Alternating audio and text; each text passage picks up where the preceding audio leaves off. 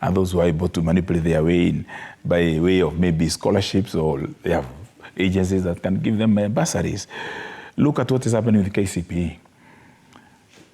Okay? Yeah. Today, you are seeing a school, nearly 100 students are getting the same mark. Same mark from the first one to the last one. 75% in one school, nearly 100 students. This is happening. Look at the statements that are coming from FKE, the Federation of Kenya Employers. Look at the statements that have come from the blue chip companies that are listed in Nairobi Stock Exchange.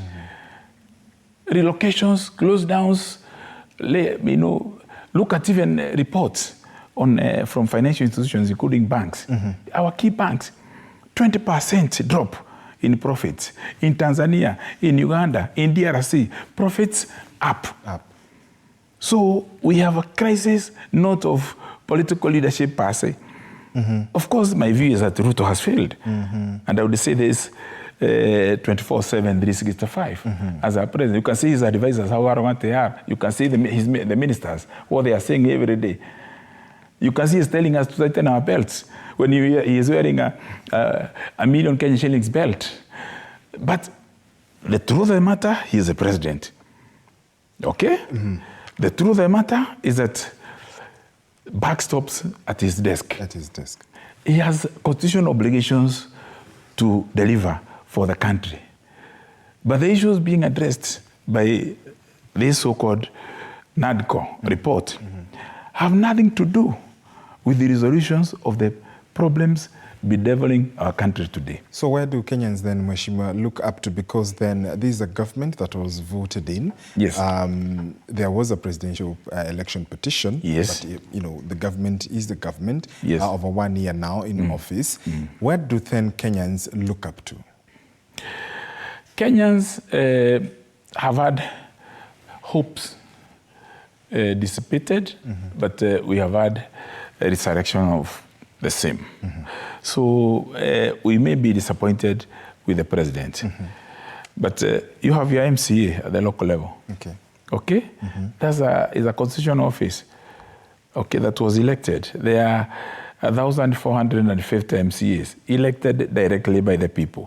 So because of the importance of devolution, we should be asking questions from the top to the bottom, from the bottom to the top. Therefore, what are our governors doing? They have received the money. They have devolved functions. Yes. Therefore, we have members of parliament. And by parliament, I mean the county assemblies, the Senate, and the National Assembly. So we can look up to those people individually, not collectively, because they're still good people among our elected leaders. They are there. And they are speaking the right things, they are trying to do the right things. The environment may not be very, very, very good. But also there is another movement that was very important and has always been important in the world, and that's a non-political, non-partisan, and perhaps even non-political organizations like the labor movement. Of course, the labor movement in Kenya, you know, is in ICU. It's opportunistically shifting according to who is holding the bone. Then you have a professional organization like Law Society of Kenya doing a very good job even now. You have the civil society, the Kenya Human Rights Commission and others are coming up very strongly to raise importance. Then you have individuals who are still spotlighting important issues. Like now, you know, the CJ, Chief Justice Emeritus William Mutunga, and others. We still have those voices there. We have activists like Ruben Kigame and others. Okay? We have former members of parliament like Keter, our friend, and others, and doing whatever they could do. So Kenyans have many people they can look up to.